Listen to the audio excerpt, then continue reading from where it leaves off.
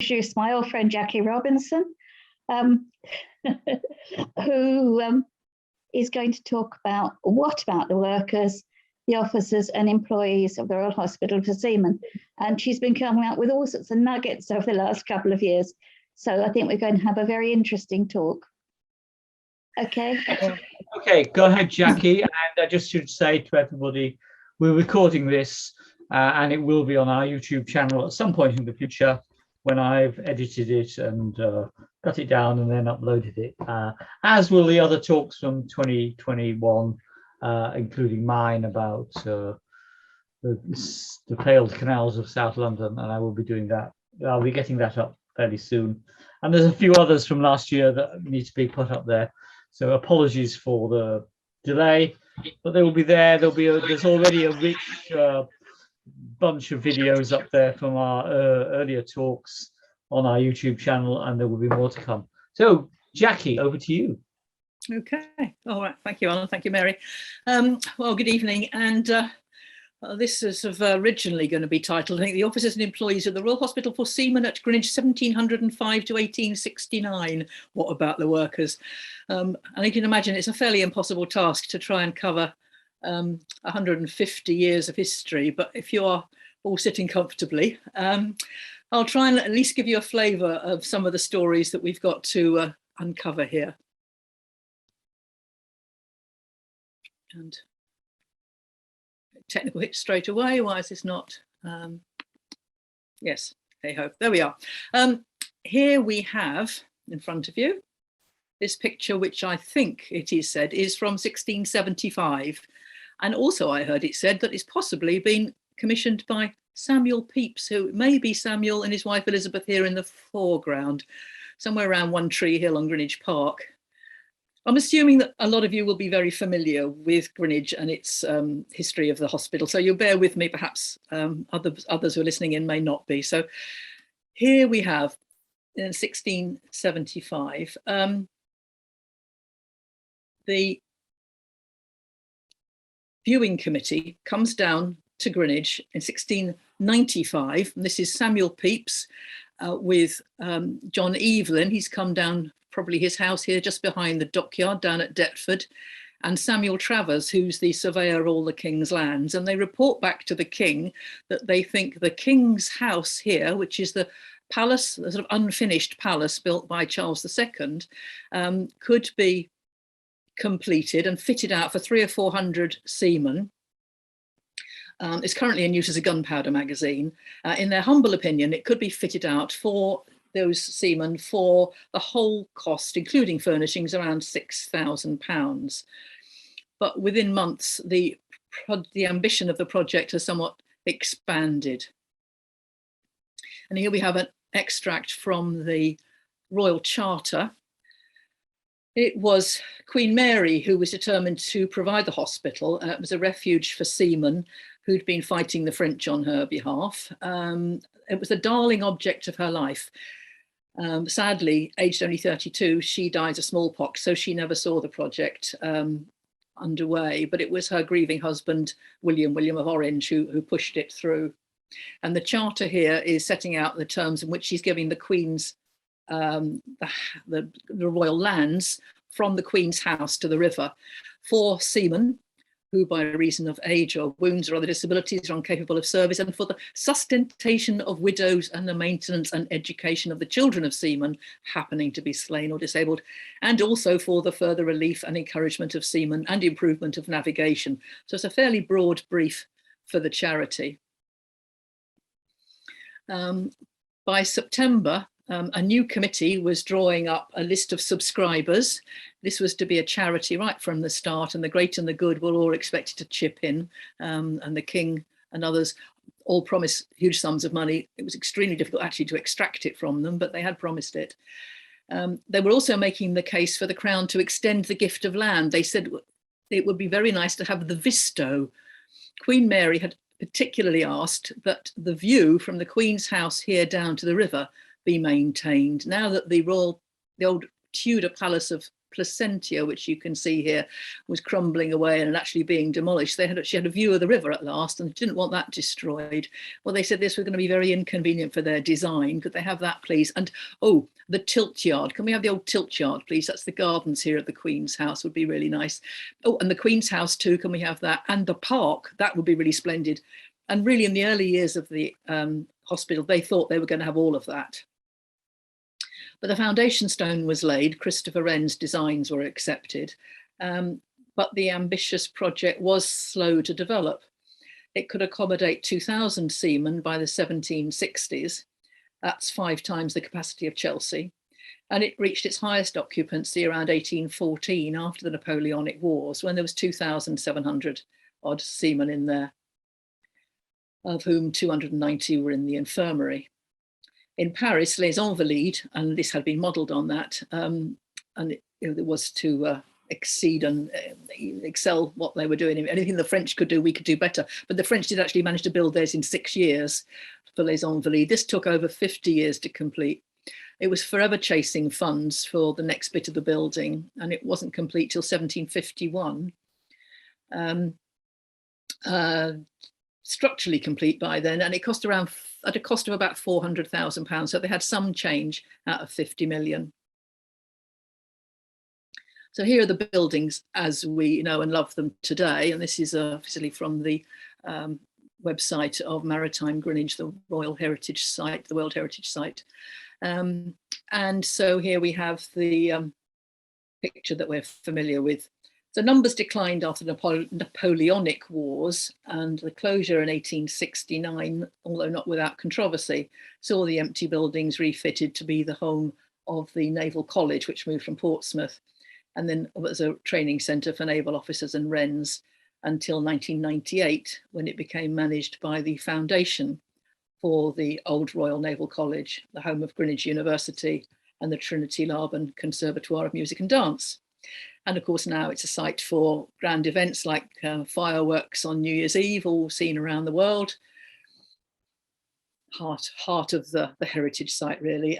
Popular with tourists, famous for the Painted Hall and its architecture, and filmmakers too, a location for all sorts of films. And they're obviously attracted, as you can see here, by the tropical climate south of the river. You can see the shade of blue that you get in these improbably blue skies. It's all very wonderful for filmmakers. I joined the Old Royal Naval College as a volunteer in 2018. A long tradition here, as you can see. One of my predecessors was also showing people around the Painted Hall. We were at that time doing the Revealing the Ceiling project, which was the opportunity for the public to come in and see the conservators at work, actually cleaning the ceiling. You could climb up the scaffolding and actually see close up James Thornhill's paintings on the ceiling. And further, I've been involved with a group of volunteers that were recruited to do some work on transcribing the wills of many of the pensioners. We've done nearly 300 of the wills of the seamen and the nurses and the officers who lived there, and to try and sort of uncover some of their backstories. And during lockdown, this was a glorious opportunity. Kew carried on sending us documents for nothing. And so when I agreed much earlier this year with Mary to do this talk, I thought we'd be doing lots of work at Kew and there'd be masses to talk about.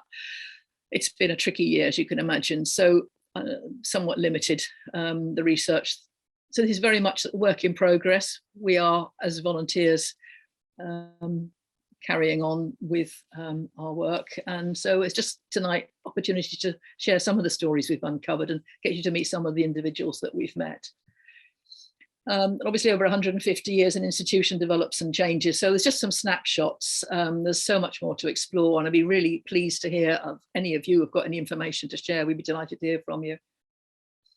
But there is a notable paucity of research into the social history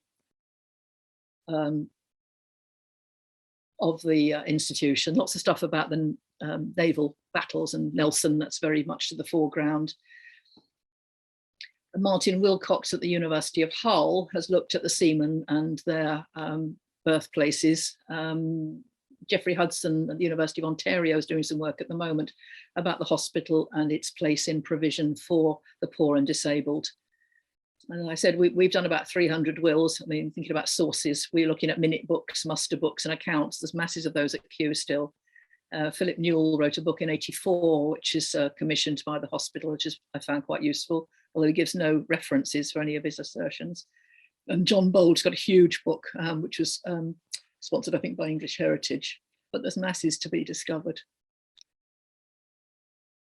And our vision of the hospital, very much coloured by these sorts of images of blue-coated pensioners in their three-cornered funny hats, one-legged, cavorting around the park, telling tales of how they'd all been to Trafalgar and renting out their telescopes to day trippers in the park.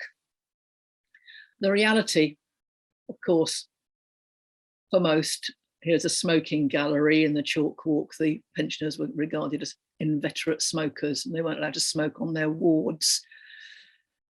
It was hours of idleness where it was a care home, it was an almshouse, the disabled and elderly lived here, many died idling away their declining years.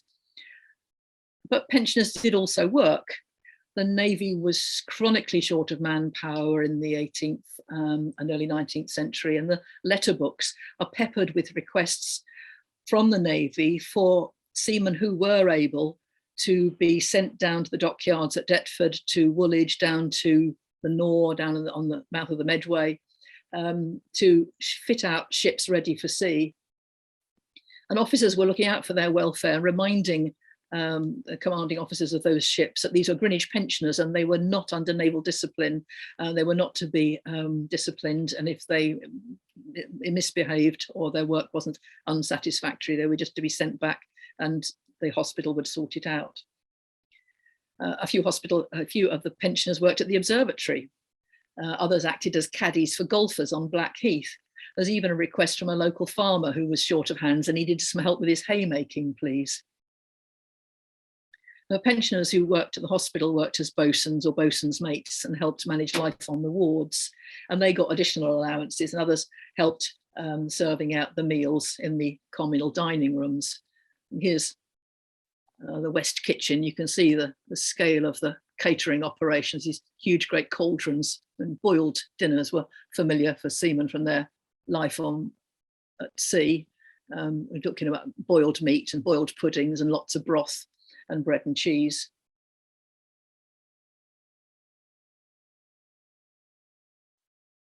And here are the pensioners who are helping to serve out the meals to the seamen, wearing their special smocks that were to preserve their clothes from slopping broth everywhere. They were indulged with money instead of their provisions and extra beer.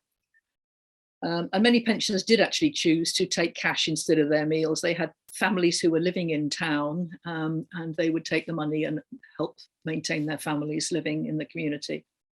And it's not clear to me whether the hospital ever had sufficient places in the dining halls to accommodate all of those seamen on the muster at when it's at its maximum occupation. Those in the helpless wards, those too frail to come, had their meals delivered to them. And if you go to the Painted Hall now, you see that they're not eating in the Painted Hall, as you can see very clearly here. This dining hall is one of the underground dining halls. One was under the chapel. Here was another one. Probably this is the one where now, if you go to Painted Hall and go into the cafe, the visitor centre, this is in fact the dining hall that you're looking at. It's now the visitor centre and visitors shop and ticket office.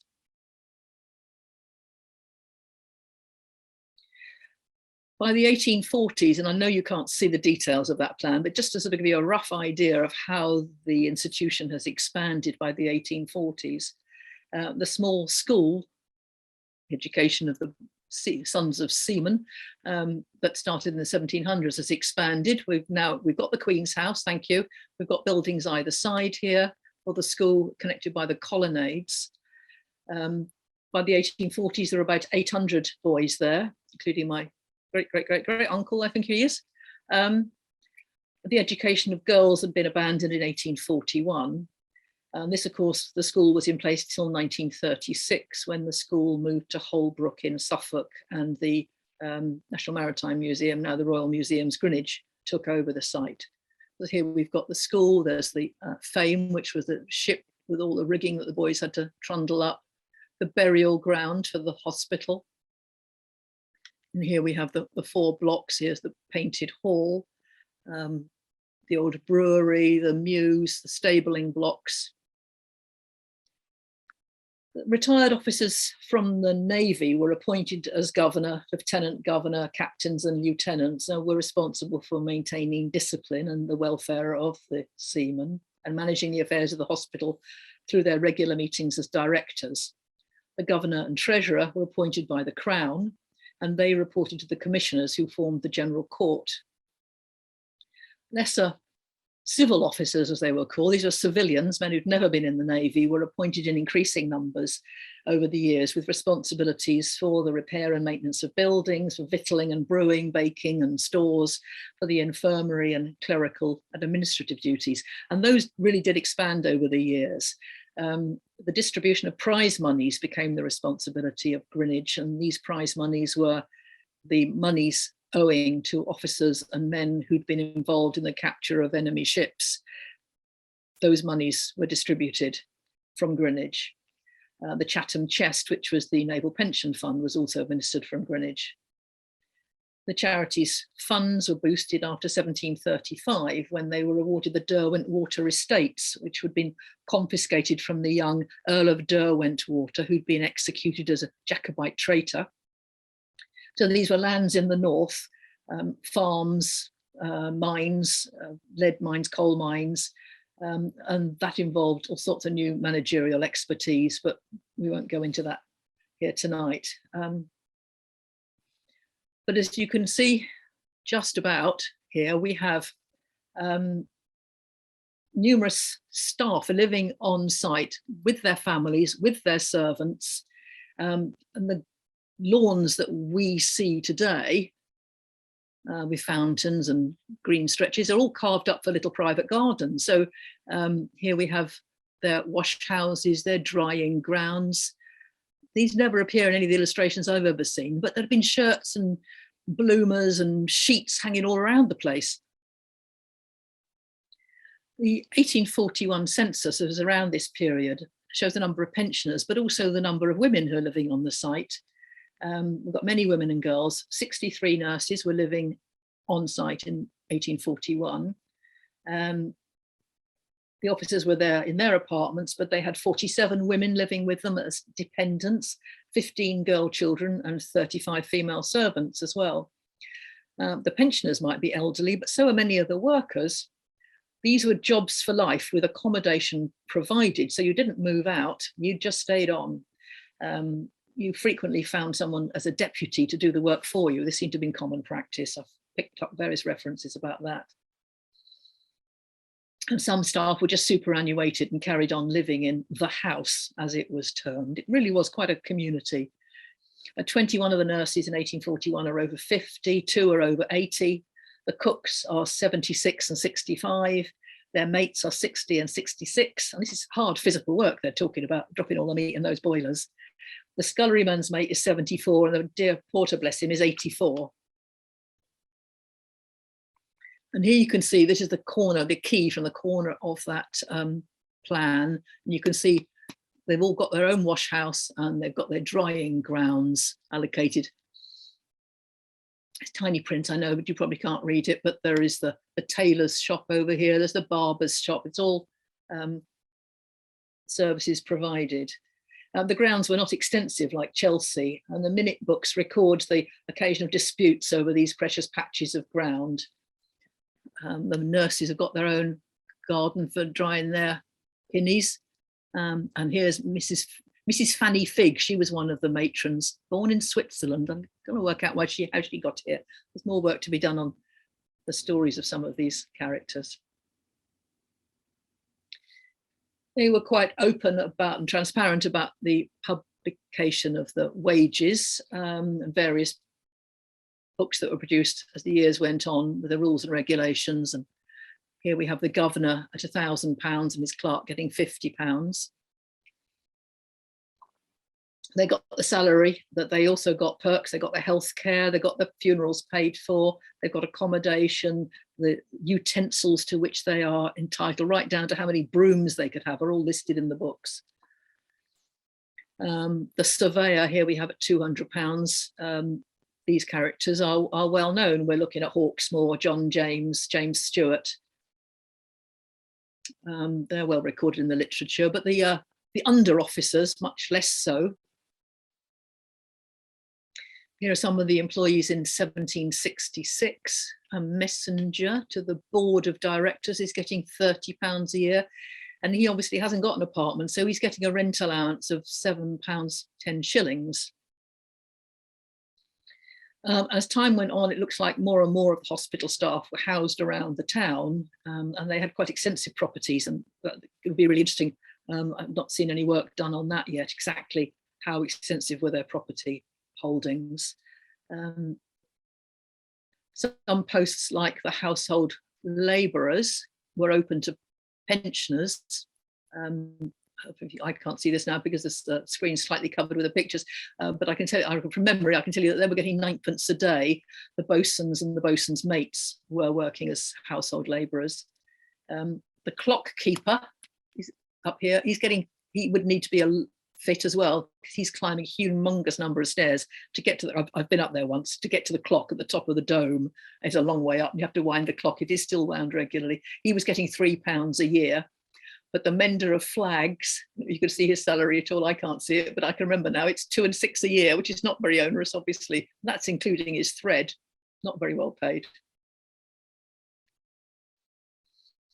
There were day labourers too. This is the pro forma that was in one of those books showing how they were going to calculate and analyse who was being paid for which project and which work they were employed, the number of days, and then calculating their wages. Much harder, of course, to find information about them. I've got nothing very much to offer you about those tonight, but there's plenty of scope to go through the account books. It'd be really interesting to trace those craftsmen and find out, did they live in Greenwich? Were they travelling from over the river, perhaps? But the upper classes, of course, as ever, are much easier to trace. So an appointment to be an officer at the hospital provided for a comfortable retirement after a naval career. And of course, it helped in the long 18th century if you had good connections, either political connections or naval connections, that would get you one of these plum jobs at Greenwich.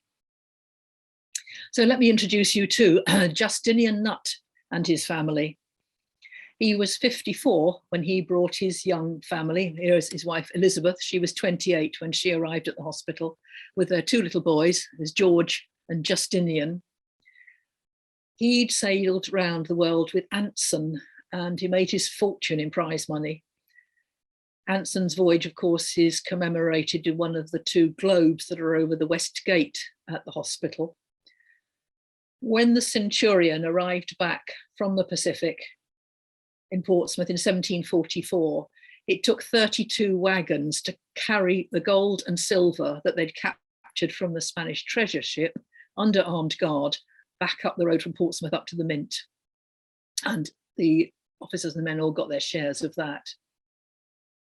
The hospital post provided him with over £20,000 in modern money. He also got his coals, his candles, his table money allowance, an apartment for his family and servants.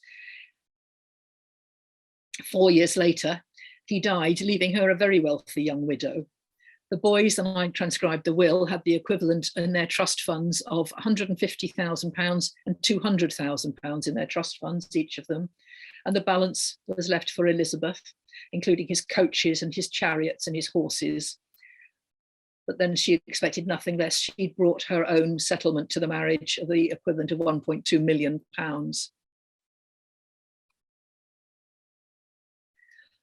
So perhaps Elizabeth and her boys were still in their apartments at the hospital when this rather dashing figure arrives. This is Lieutenant Charles Besson. He's only got one leg. He's 22 years old. He's had his leg shot off at the age of 21, and he's appointed as an officer at Greenwich. So he was just 22, considerably younger than Elizabeth, but they were married 2 years later, and they carried on living, I hope, happily together until she was 72 when she died. He lives on. He doesn't die till 1822. He's 85 years old, and he's served a record 63 years as a lieutenant at the hospital. He does ask to be buried alongside his beloved wife in the mausoleum. His will that I transcribed details his artworks, silver, I mean, considerable amount of silver, candlesticks and cutlery, furniture, and a stipulation that his executor, who was his stepson, I can't remember whether it was George or Justinian, but one of those little boys has grown up to be executor of his will.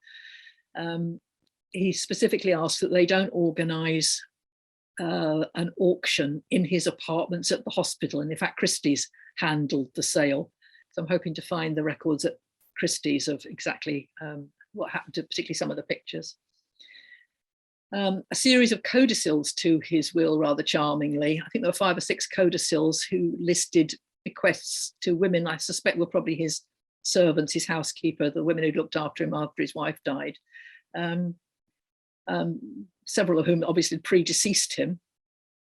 And some of those codicils, he'd actually not got around to signing them or getting them witnessed. So when the will is proved, someone has to go to the court to sign an affidavit and swear that this is definitely his handwriting, that they can absolutely guarantee that. They're very familiar with his handwriting. And I thought it was rather nice that the guy who actually did that was his wine merchant from Greenwich.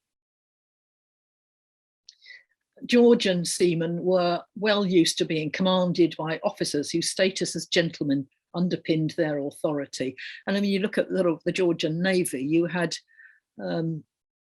lads who were, 16, 17 years old were commanding grown men old enough to be their fathers and their grandfathers, but they were young gentlemen, and that was sort of accepted. And that pattern was certainly transparently arranged still in the hospital. I mean, Philip Newell writes to talk about the servants that these guys had.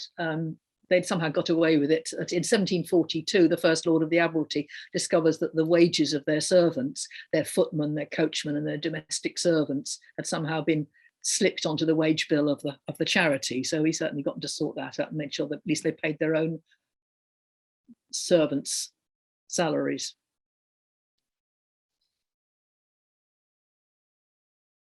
So Charles Besson would have seen many changes in the 63 years that he worked at the hospital. The quality of the administration and the management varied over time. Patronage was rife in the Navy in the 18th century, and not all the officials were equally distinguished. And one particularly difficult period is well documented. And here is Captain Thomas Bailey, who was appointed as one of the 4 captains in 1761 and promoted to Lieutenant Governor in 1774. He's portrayed here, you can see, pointing at his own publication. He's got it on his knee. He went into print to denounce the officials, claiming mismanagement of the hospital. He blamed the civilian officers, men he claimed were placed by the Earl of Sandwich, who was First Lord of the Admiralty, in order to boost his political support in his constituency at Huntingdon. And he circulated his 116-page document to every member of the General Council and all his fellow directors. So whether we see him as a principled whistleblower or pathologically disgruntled, the subsequent inquiry decided to dismiss him and then probably made the strategic error to take action against him for libel. It was a chance meeting with a newly qualified young lawyer who was Thomas Erskine, whose remarkable speech in 1778 actually saved Bailey in the libel trial and founded his own career as an advocate. His case featured in, some of you might remember, the ITV series Garrow's Law. That was based on Thomas Erskine. And there's an episode which is about the Bailey case. Not terribly well accurate, but it's quite fun to see it was there. And many of Bailey's complaints were well founded. The steward had indeed absconded with the monies. Contractors had been held to be providing bad beef. Laundrymen had to be reprimanded. But reasonable measures had generally been taken to try and solve those issues. The whole Surrey affair is well documented in court proceedings, the House of Lords, and Bailey's own publication. Here he is 20 years later, still arguing his case, his solemn appeal to the public from an injured officer, Captain Bailey, late Lieutenant Governor of the Royal Hospital of Seamen at Greenwich. This was just before he died in 1802 that this was published. But clearly the Earl of Sandwich had been awarding posts to his supporters, particularly in the Northern Estates. And it's probably an object lesson in how to mismanage complaints and grievance procedures, or how a management structure can become completely toxic. You can read the evidence that our Charles Besson gave in the House of Lords as a witness for Sandwich. When pressed, he described Captain Bailey. He said, "There is a little heat and overbearingness in his temper. It is a constitutional discontented mind, I'm afraid, from jealousy and suspicion. And little private prejudices made the captain forget himself. In private, he always behaved to me like a gentleman." I rather like Charles Besson. I think he's a bit of a sweetie. And you can find Bailey's last book online, and he never gave up complaining or washing the hospital's dirty linen in public, which brings me seamlessly on to my next topic. The nurses, hidden from history as ever, the women. I spent many months, I can't tell you how many hours, searching online for an image of a nurse. The seamen, thousands of them, engravings, cartoons, paintings. The charity was clear that it was required to meet the needs of widows for sustentation, and so it gave a lucky few from the host of desperate applicants. And they're sad to read the letters and look at the applications in the ledgers from women and their children talking about how, you know, they're where and how their husbands have died and how desperate they are. So the lucky few got jobs as nurses, provided them with uniforms, accommodation, meals, schooling for their children. And only in the last couple of weeks, it is this month, I have found in the latest exhibition at the visitor centre at the Old Royal Naval College, it's a display of watercolours from the Heritage Centre at Greenwich. There she is, coming down the steps. The only image I've ever found of one of the nurses. And there she is with her flasket on her head. The flaskets were the linen baskets that were issued to the matrons for the linen. And this is from 1832, this picture. So between November 1704, when Anne Holding was appointed first matron, and the last nurse, Harriet Henty, arrived in 1864, 1,536 women in total were employed as nurses. The records describe the uniforms they wore and detail their duties and the rules governing their conduct. So at its height, those 2,700 seamen we talked about were assisted by 144 nurses and 3 matrons. They were keeping the accommodation clean and aired, they were sorting the linen and the bedding, they were rationing the coals, they were doing the mending. Mending was big on their list of duties. A select few were also working in the infirmary, and in the early days of the institution, some of them were also looking after the schoolboys who were living with the pensioners. Nurses who were chosen to work in the infirmary in the early days had additional pay, even bonus payments for some of the less savoury jobs. One of them particularly, I remember, the men who were being treated for venereal disease were being treated with mercury. The side effects of the mercury treatment were pretty ghastly and involved an awful lot of dribbling. And for looking after one of those at night, I think you got an extra 6pence. In 1731, when the schoolboys were still living there were to be 1 nurse for every 30 boys. They were instructed to use small toothed combs to keep the boys free of vermin, to ensure that the boys washed their hands and face daily and their feet on Saturday night before the weekly issue of clean socks for Sunday. They were also to report, quote, lying, cursing or swearing or any other profaneness, immorality or ill behaviour in order that the boys may be properly corrected for the same. Details not specified. The men were used to shipboard discipline, but the widows, who were often young women, and I'm sure many of them did work very hard, doubtless resented the rules that prevented them from drinking in town with the pensioners, required them to go to chapel. The penalties included in the early days sitting in the stocks. Delinquent pensioners wore the yellow coat or banyan, and the nurses had to wear the yellow sleeve or bonnet. They were managed by matrons, who were widows, of course, of superior officers, and 18 matrons over the years were appointed. Dear Sir, is any of the matrons at Greenwich Hospital dead? I have not heard of any event of that sort. The one that was ill is recovering, at least I was told so a day or so ago. A poignant letter, I found that in the Caird Library. So as for the nurses' posts, the position of matron was hugely oversubscribed with a waiting list of hopefuls. In the 1840s, there were still 3 matrons, and these were jobs for life, as I said. Mary Tetley from Foy in Cornwall was the widow of a post captain. And I looked at online, you can find the house he lived in. It's a rather grand pile down on the banks of the River Foy, down in Cornwall. She took up her duties as his widow in 1831. And the 1841 census finds her still at the infirmary. She's 60. She's got 5 of her own grown-up children living with her and 5 young grandchildren. And she's still technically in post when she dies, aged 82, living at 3 Hospital House, Maze Hill, with her 2 unmarried daughters. And I'm still not clear from the census whether that hospital house in Maze Hill, it probably is, the old infirmary, old school infirmary building, which is now numbers 32 to 40 Maze Hill, whose gardens abut the park. They've got their own little gates into the park in that corner. That corner of the park nearest Maze Hill was the original burying ground for the hospital. It was given to them by Prince George of Denmark in 1707 to be the burying ground, and the mausoleum for officers was built there.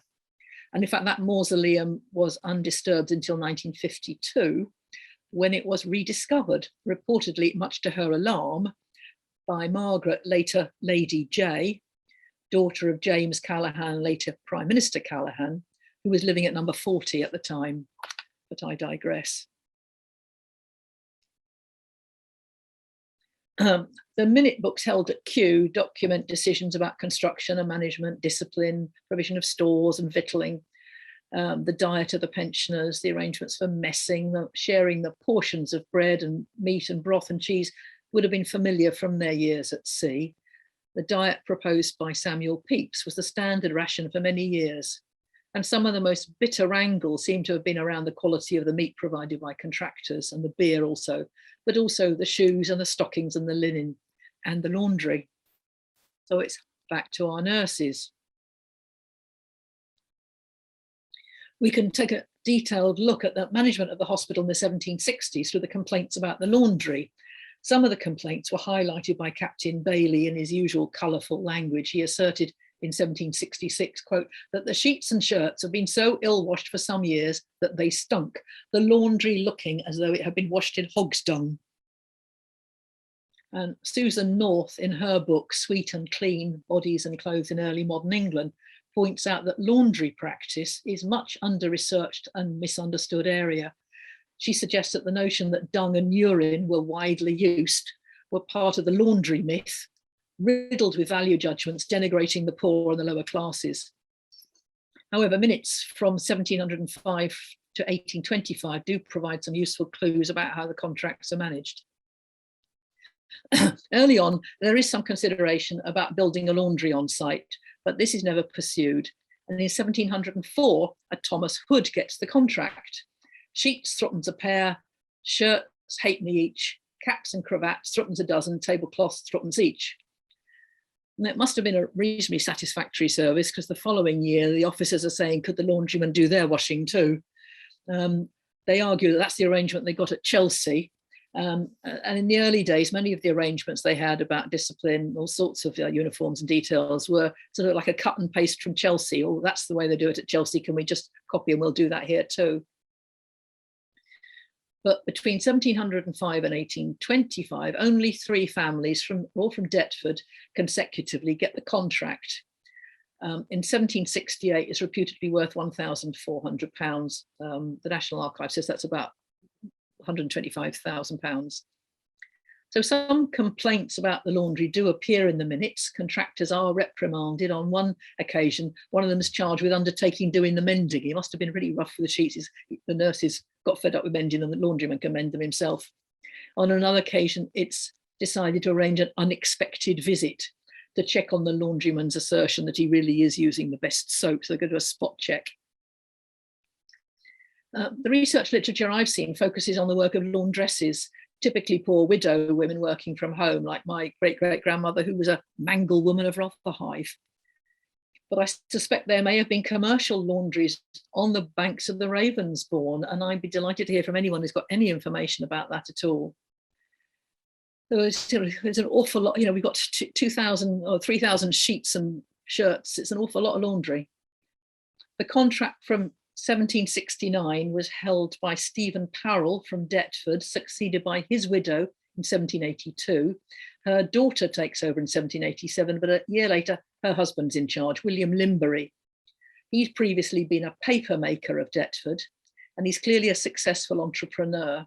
When he dies in 1840, living at 11 Montpellier Row, Blackheath, which is quite a swanky address, he's leaving his grandson the properties he has rented out in Woolwich, that he bought from the Bowater estate, and the business in Woolwich with all the machinery and apparatus for washing by steam. So he's got himself a major operation down in Woolwich. In 1806, the tender of William Taylor was rejected, he proposing to wash by machines. Well, I think there'll be some really interesting work to discover when it was that the commissioners took on this whole new technology from contractors. Later, much later, at the inquiry in 1867, it's noted that the commissioners had some years ago previously yet again considered and rejected the idea of building a laundry on site powered by steam engines, but they had rejected it. As they had rejected their proposal, and it does say, sorry Mary, it says rejected the proposal for having their own gasometer. You'd call it a gas holder. But another project, I'll try and find the minutes of that. I'd just love to think there had been a gas holder or a gasometer in the middle of Greenwich Hospital grounds. Where would that have been? Do you think that might have thwarted the application to be a World Heritage Site?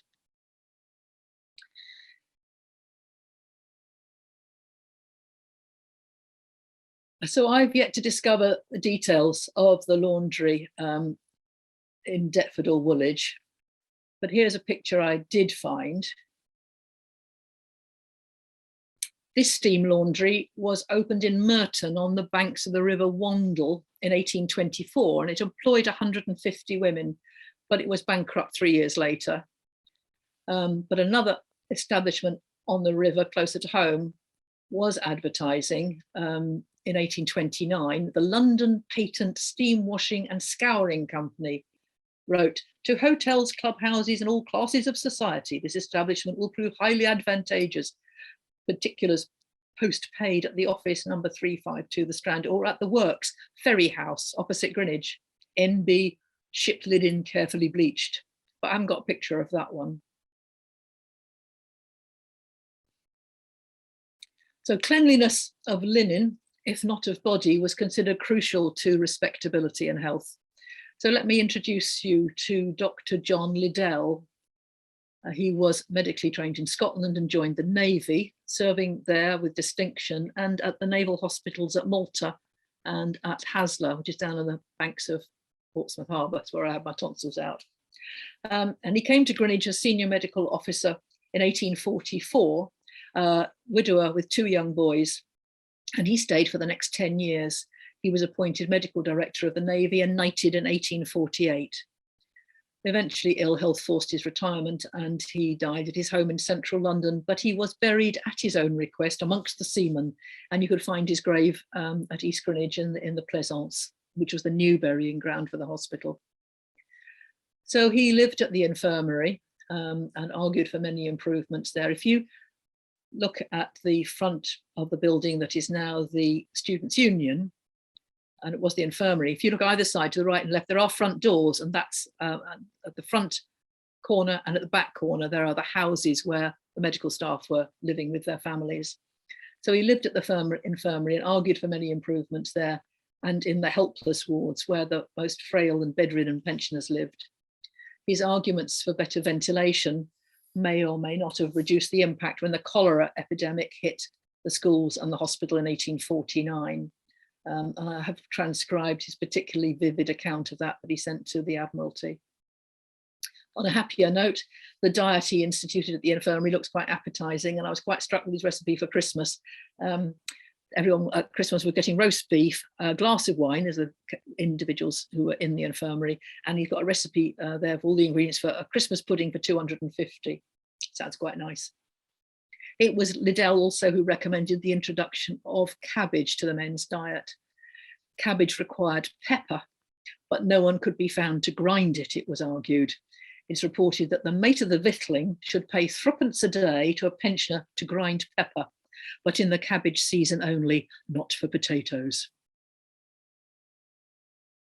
The wards for the seamen who were not in the infirmary, where they lived, they were called wards, although they weren't not in the medical sense, they were just living there, were managed by the boatswains, whose chief qualification, he stated, was that they could read and write. With honourable exceptions, he wrote, they were a disgraceful body of men, guilty of the grossest neglect of their own personal cleanliness and bribed by gin to overlook irregularities. Captains with a duty of daily inspections delegated it to lieutenants, who they in turn delegated to the 60 boatswains. Many of them, he wrote, were, quote, incapable from mental or bodily decay of any useful exertion and in great need of being taken care of themselves, so that in many wards, quarrelling, fighting, drunkenness and personal filthiness converted them into absolute pandemonium. He argued for the employment of active naval men, younger men, to be appointed as boatswains, but this was never implemented, not in his time anyway. He did manage to reform some of the nursing staff. 100 or so sailors' widows were charged with a lot of needlework mostly, and they were frequently, he said, hiring someone else even to do that. He wrote, they never assist in bed making or cleaning the persons or apartments of the most feeble. Many of them live in town where they keep shops or devote themselves to less creditable occupations. It will be difficult to find, he said, a pensioner who had washed his feet or body from the time of his admission to his death, unless he had been a patient in the infirmary. From 1844, wash basins were gradually being introduced to the wards. The great body of pensioners have no other means of washing their faces, if they wash them at all, than in the chamber pots they have just emptied. His comments on the privies were even franker. But the nurses were an entrenched body like the boatswains, and he did introduce a new system in the infirmary, and particularly the helpless ward, employing male sick attendants with some training, and the infirmary soon became a model establishment quite famously. In 1848, he put forward the idea of saving from industrial development the ground on the Isle of Dogs opposite the hospital. In a report on the hospital's sanitary condition, he drew attention to a growing number of environmental problems. And he wrote, sounds a bit modern really, low-lying by the river with a wooded park rising behind it and flanked on either side by, quote, one of the dirtiest towns in Europe, Greenwich Hospital found itself choked by sulphurous smoke from steamboat funnels and industrial chimneys. The Isle of Dogs, whence mephitic fumes from brick clamps had been blowing across the river for several years, was threatening to become a second Manchester in a series of manufactories. The local burial ground stank from an excess of bodies. Respiratory complaints amongst the inmates were rife, and the general ambience compared unfavourably with the old soldiers' hospital at Chelsea. And he just talked about how, dull and boring really was the life for a Greenwich pensioner, monotony and melancholy. His recommendations included the purchase of that bit of the riverside across the river to prevent the total closure of its vista. And that was agreed, although mostly sort of on aesthetic grounds really, and it became the island gardens that we know today. So from 1848, there were vacancies, reduction in the number of casualties, and the availability of outpensions saw a reduction in the number of admissions. And those who did arrive were generally older and even more frail than in the past. By 1860, there were 7 empty wards, but there were still 20 officers in charge, and many in quite palatial accommodation. The governor, the lieutenant governor, 4 captains, 4 commanders, 8 lieutenants, 2 masters, and the body of police. Now, these have been introduced from 1851 during the Great Exhibition, when they're expecting a mass of foreign visitors. The Metropolitan Police had their own body of men here, including an inspector, 3 sergeants, and 14 constables. That was just to police the hospital. It was suggested that overheads had grown disproportionately. Over the previous 20 years, various building improvements had been completed at the hospital and the schools, but there were still 95 artisans employed in the works department. The 1865 Hospital Act abolished numerous posts, including the governor. New pensions were offered, and 1,000 of the 1,400 pensioners accepted those terms. and left. This 1868 report to Parliament analysed the costs of the schools and proposed options for the future. So they'd abolished some of the roles, but there were still officers in residence. Some 25 to 30 families were still living on the site. The new captain superintendent, who replaced the governor, has 3 sitting rooms, 11 bedrooms, 7 servants' quarters, coach house and stabling. Vice Admiral Pell, although he is 88, bless him, and he's only got 1 leg and 1 arm, and he's retired as a commissioner, and he's over at the Queen's House with 4 sitting rooms and 8 bedrooms. The infirmary and the helpless wards were providing exemplary care, led by doctors who said in their evidence that they were increasingly now preferred to employ male sick attendants rather than the nurses. And that was the current practice at Haslar Hospital, the Naval Hospital in Portsmouth. Pay was low. Echoes of current debates about conditions of workers in care homes. In response to Mr. Gladstone's inquiry, it was stated that the men earned 17 shillings and sixpence and the women 14 shillings, glass ceiling as ever. The women were generally still widows of seamen, the men naval pensioners. I do not think it was stated the wages would induce active-bodied men to come in as attendants. So here we have the somewhat romanticised image of the closure of the hospital, the final days. So here are the relatively able-bodied leaving in 1865, and the decision for final closure was taken in 1869. So those fit enough to leave were given financial recompense. The invalids were transferred to naval hospitals, Portsmouth and Plymouth probably, leaving eventually only 20 who couldn't be moved. And by 1870, the Seamen's Hospital Society had taken over the infirmary, which and then later became the Treadnought Hospital, now the Student Union. And in 1873, the empty buildings were beginning to fill up again as the Admiralty transferred the Naval College from Portsmouth. So still don't know what happened to the redundant workers, the widowed nurses, what happened to them. Their fate doesn't get a mention in any of the books that I've read. So the women are still amongst those workers hidden from history. So I'm conscious that the picture I've painted here, I suppose, of the history has perhaps unduly emphasised the challenges and the failings of an institution that did endeavour in difficult times to meet the obligations of its charitable charter. And obviously it's much easier to research, uncover the negatives.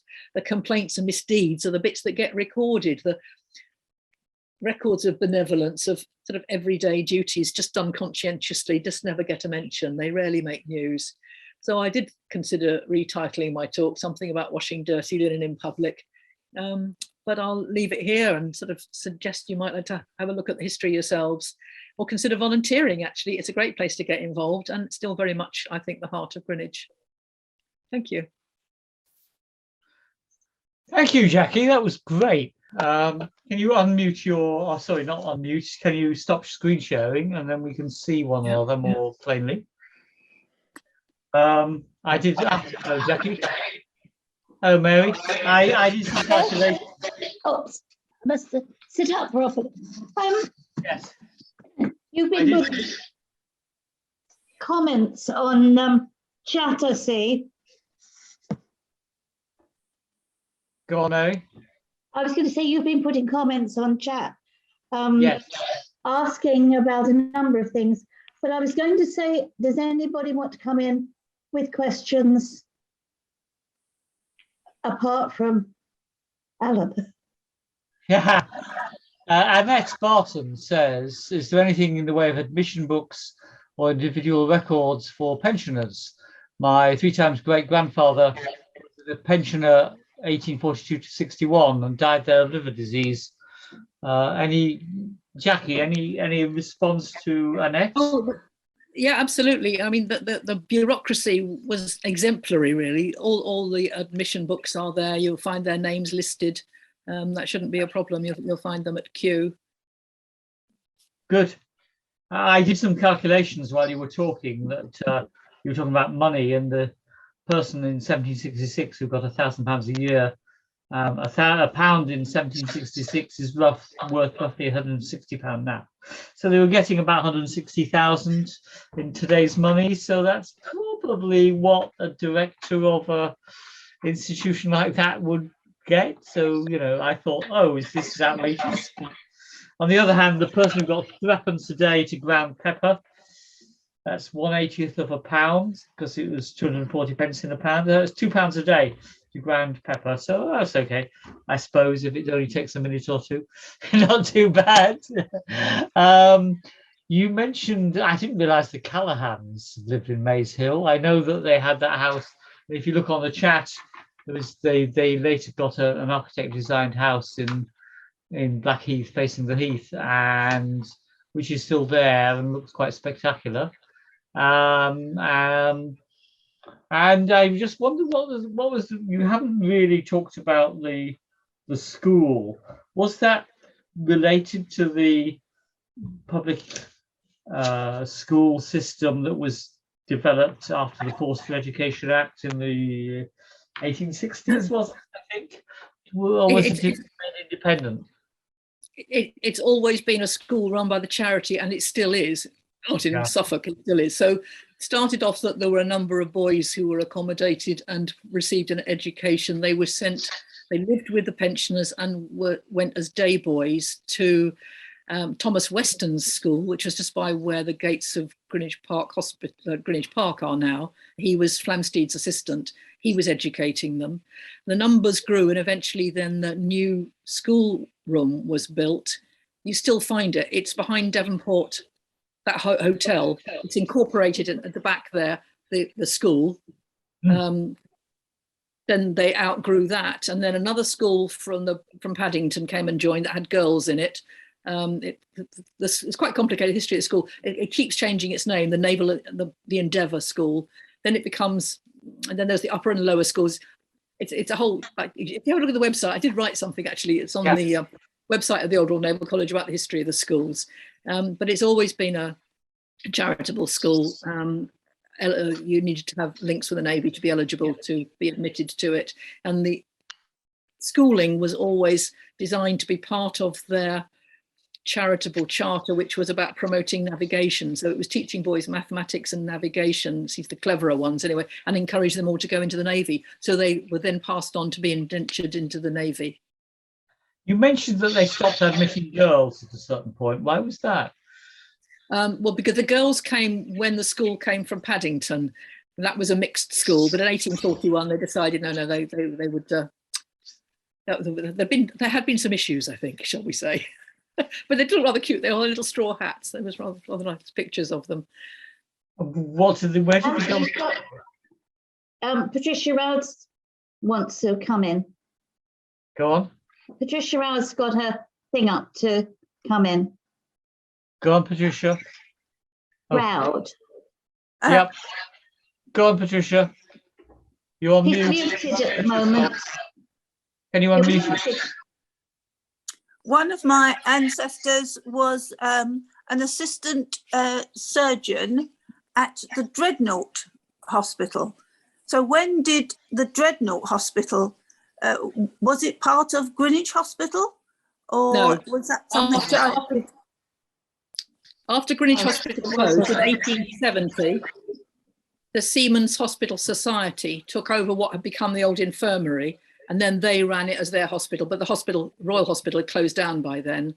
But the Dreadnought Hospital then carried on using those premises as their hospital, the Seamen's Hospital Society. They had previously been in the river on the Dreadnought ship. Yes. I understood that the Dreadnought was originally a hulk on the river.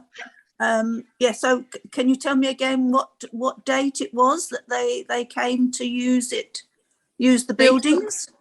1870. 1870. Okay. We took over the infirmary, the old infirmary. Right. Okay. Because that particular physician, he got a position in India. He moved to India, but before he went, he had an illegitimate child by one of the a woman in Greenwich, and I wondered how he got to meet her, whether she was perhaps a nurse at the hospital. Yeah. The Seamen's Hospital Society have got a project where they're getting volunteers to transcribe their admission books and their records, and they might just be interested to, you could contact them. They've got a head office themselves down in Greenwich, the Seamen's Hospital Society, and they've got an archivist who's doing some work. So you might want to contact them and see if she's got any records about your relations. Okay, that's good. The Seamen's Hospital Society. Find their website. Seamen's Hospital Society. Yeah. Okay. Thank you. Thank you very much. Elizabeth Piercy says there were a number of schools in Greenwich, particularly for the education of boys, to enter the services. Thank you, Elizabeth. Do you want to come live and say anything if you're there? Yes, I'm here, Alan. But can you turn your screen on so we can see you, or turn your camera on so we can see you? There you go. Hello. Turn down a bit. We just see the top of your head at the moment. Hello, Oliver. The camera not sorted. Greenwich was noted for the schools that were set up. You mentioned Thomas Weston's, but there was also the Reverend Mr. Swindle's Academy, which was a place that the Wolf boys went to before they went into the army. There were a large number of schools, perhaps because there were the large houses which were empty for other uses. So the what became the Royal Hospital School was just part of the whole educational aspect of what was going on in Greenwich. And in Blackheath, because Dickens has an episode where he I can't remember whether it was David Copperfield or one of the other Dickens books. He taught at a school in Blackheath, and of course what is now Eltham College started in Blackheath. Yeah. In that sort of strange building that looks like it's come from Harry Potter, but is by the station.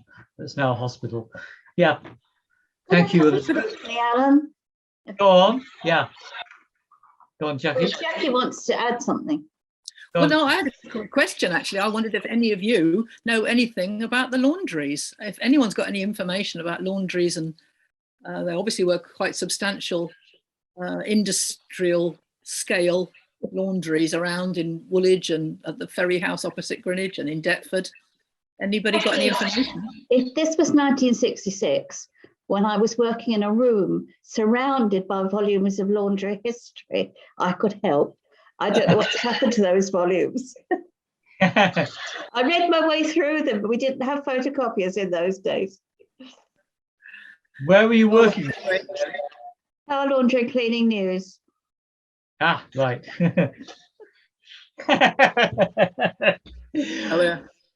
Well, I'll just put out an appeal for information. If you come across anything down in any of the Deptford history that's got anything about laundries, let us know. Yeah. Can I come in with a couple of things, 3 things really. One is I put a note you said about the gas works. There were loads of small gas works in all sorts of unlikely places, a lot in big houses. You know, a gas holder wouldn't have been anything on the scale of the East Greenwich. I mean, you know, these were very small establishments. There's been quite a bit written about them. Something else is that perhaps 20 years ago, 25 years ago, I went with a couple of people from Glyas to see the brewery, which was being dug out at that time. I mean, the only thing I remember really was the pipes which went through to the wards where the beer wasn't put into bottles, it was just sent through in pipes. But again, I mean, some of the people who went to that walk with me would possibly took notes. In fact, I think one did. The third thing is, of course, you mentioned the Earl of Derwentwater's estates in Northumberland, which still very much belong to the hospital. And there is a very active, a lot of people up there who work on the estates and who protest fairly vigorously about the behaviour of the hospital towards them. But I don't know if they count as employees of the hospital, but it is a vast, vast area that the hospital owns in Northumberland. And many years ago, again, I was not taken round it exactly, but shown some of the buildings and so on. Hand it over to you. Jackie. I know very little about that, so it's. Well, I don't think any of us do. I mean, we No. don't think that great chunks of Northumberland belong to Greenwich Hospital. And certainly when we went up there, they were saying, oh, you know, all of our money goes down to those London and they use it, these big buildings. We're up here putting up with, you know, moan. And I've seen web pages since about it. I mean, there's villages up there which are owned by the hospital, all sorts of things, as well as all the mining and farms and things. And there is, of course, the glorious incident where the woman who claimed that she was the descendant of the rightful heir of the Earl of Derwentwater comes and tries to claim it all back in the 1860s, 1870s. Yeah. We some talk at the Greenwich Historical Society. It was very entertaining. I know, I missed that one. Does the hospital own lots of built houses and so on around Greenwich? I remember Yes. back in the early 80s, and I was wanting to, I'd lived in a flat in Brixton and I wanted to move to Lewisham/Greenwich and was looking at, took various estate agents, and I looked around a couple of houses that were around the back of the power station, and they belonged to Greenwich Hospital as far as I can remember. Very much so. I mean, quite honestly, anyone who's been a councillor for that area knows about Greenwich Hospital estates and their behaviour, if you don't mind me saying so. That's all right. When I was on the council, I remember spending Christmas trying to find, get the councillors' homeless families to deal with a family who, Greenwich Hospital estates, a blameless family who didn't owe any rent or anything, but they were going to evict them on New Year's Day. Oh, right. Yeah. Trevor's house. Trust me. I remember going into an office somewhere around Trafalgar Road just to pick up the key to go and look at one of their houses. It was on sale. It was in a horrible state, but yeah. And of course, they own Greenwich Market. Greenwich Market was gifted to them as well. So that whole area, the one-way system around Greenwich, is owned by Greenwich Market, Greenwich Hospital. Yeah. Yeah, and when I was looking at the doing the book about the Riverside, the whole issue of the pier, and I put in the book, and you're very welcome to look at it, ballads that were written against Royal Hospital staff with reference to what was going on with the building of Greenwich Pier. Very, very controversial.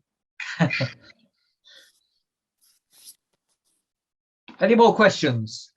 I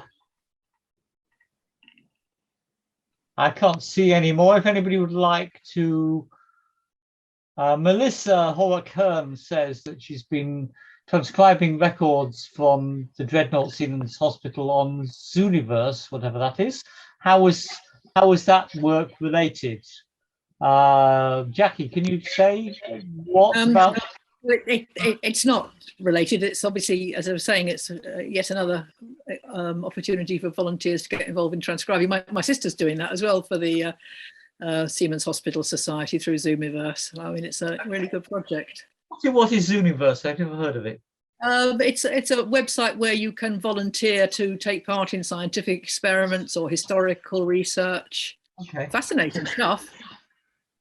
Yeah, Melissa, what about Horrock-Hearn? Do you want to comment on this if you're still on? Melissa? Hello. No, I didn't really have any specific questions or anything. I listened into this presentation to get some context, like an understanding of what life was like for the people who took care of the people whose records I was transcribing. I wanted to get some context and learn a little bit more about the Naval Hospital and the complexes there. Thank you. Thanks, Melissa. Thank you. And Melissa's just... Can I just add in a little personal note? I've lived in Greenwich for 40 years and discovered that I've got various connections I didn't even know about. So my great-grandfather was at school. He was at the school in Greenwich. He was there in the census of 1881. 1892, he comes back to Greenwich and he's at the hospital, at the Dreadnought Seamen's Hospital. He's been discharged from his ship. He's with the P&O Steamship Company, plying between Calcutta and the Port of London. 1892, so he's in his mid-20s by then. He comes back, and he's in the admission books, you can find him, but we don't know. Everybody else was in for venereal disease, and we don't know what he had because he'd scarpered in the morning. I like to think he was back in Greenwich and he'd found himself in the pubs locally and never went back. Oh, right. Fine. Okay, good. Another sordid Seamen story. Excuse my language. Yeah. And Melissa, thank you, has put the URL for Zooniverse, which is zooniverse.org. That's ZOON for November IVERSE. And she says, he had lots of company in the VD ward. Well, yes.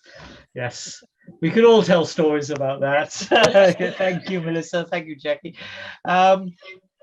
Elizabeth says, can we have contact details? There's information about one or two of the wives of pensioners which might amuse.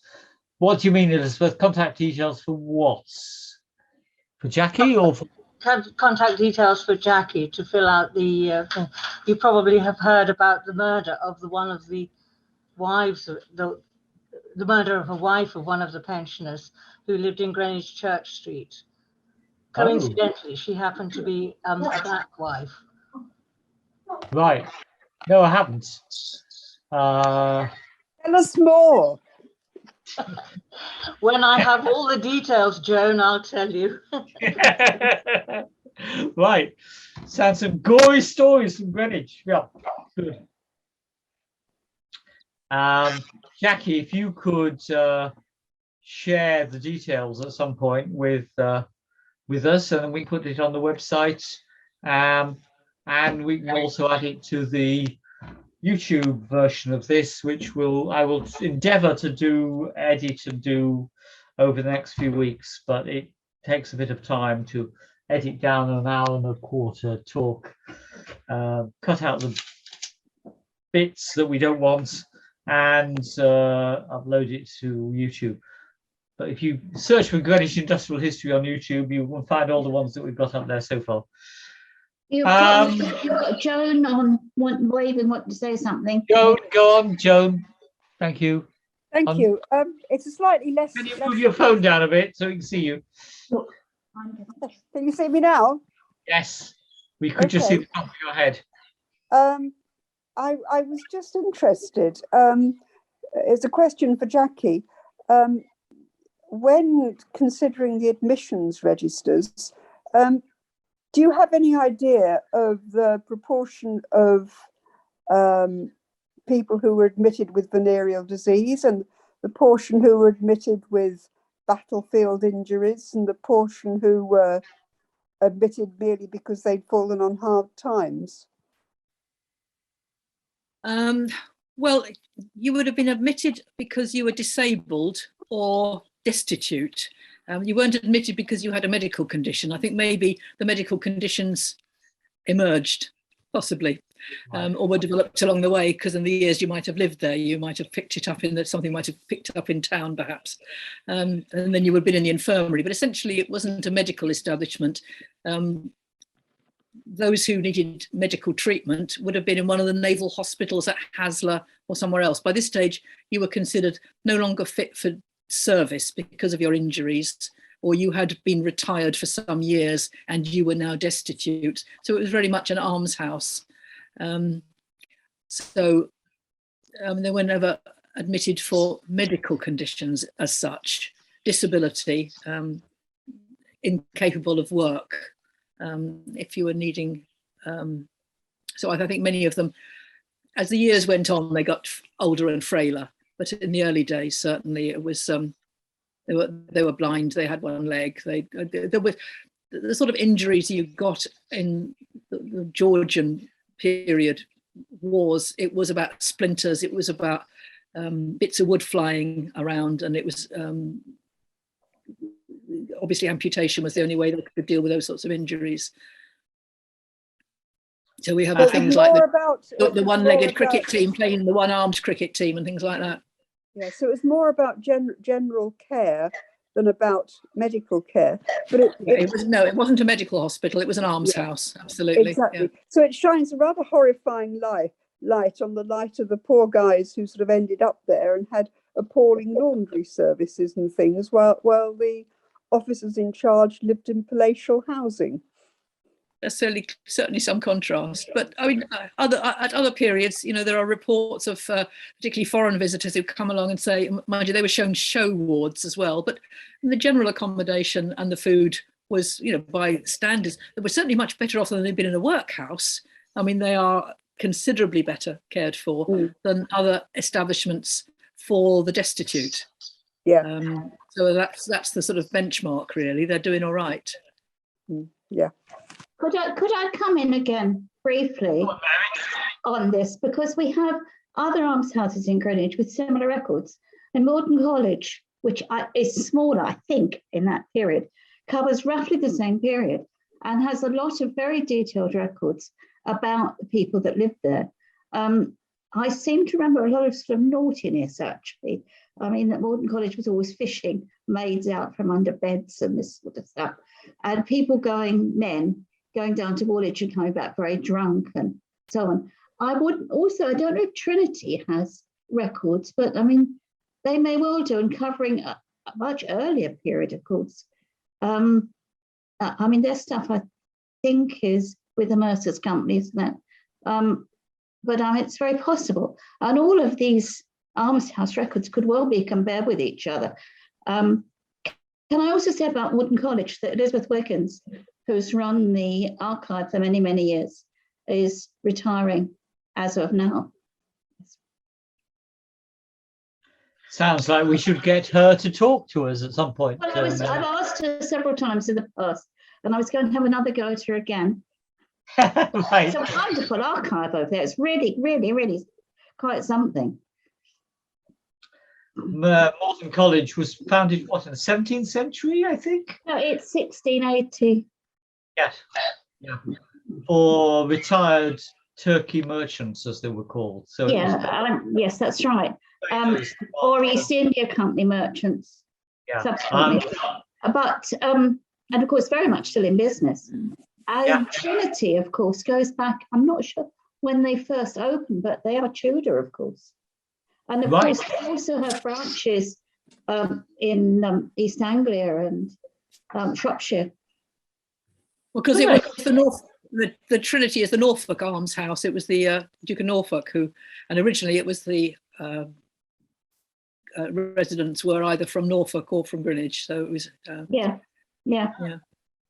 I didn't know that. Good. Oh, you ought to. The Strawberry Hill Gothic building we've got. I never remember, it's Castle, what is it, Jackie? Where it is, but it's the original building, what ours would have looked like if it hadn't had all that plasterwork on the front.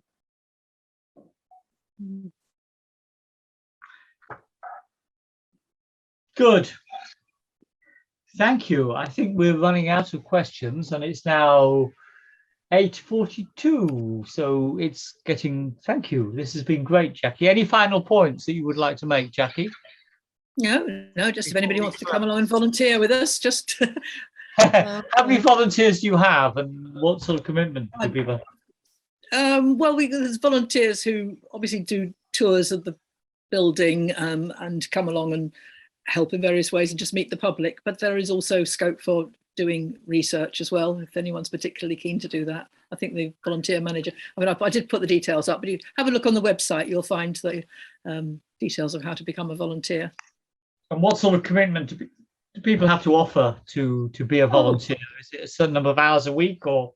Some people are there 2 or 3 days a week, and some of them just do a couple of hours a month. It really is. And some of it you can do from home, like I've been doing all the way through lockdown. We all, yes, okay, great. Good. Well, if there are no more questions, lots of things on the chat saying thank you very much, and I will echo that. So thank you very much indeed, Jacky Robinson. It's been a great talk. Thank you. Really Nice to entertaining. meet Thank you very much. Thank you. Yeah. Thank you. Lovely to get a view of Greenwich that I hadn't, having lived here for such a long time, hadn't any idea of. So thank you very much indeed, Jackie. And with that, I will say thank you very much indeed. And let's wait. We have the next meeting, as Mary said earlier, in early February. 15th of February, I think it is. We'll put that on Facebook, and that will be Cassie Newland talking about the art and other features around the telecoms history of Greenwich. You've got, oh, he's gone. Go on. Oh, and Anthony was asking to speak, but he's taken his hand down. Okay. Right. Well, I think we've run out of time. Thank you very much indeed, Jacky. Thanks for a fascinating evening, and keep in touch. And volunteers, you know where to go. Thank you. Thank you you very all. much, Jacky. you. Thank you. That was Thank you. fascinating. Thank Thanks, you. Jacky. Bye. Goodbye now. Bye-bye.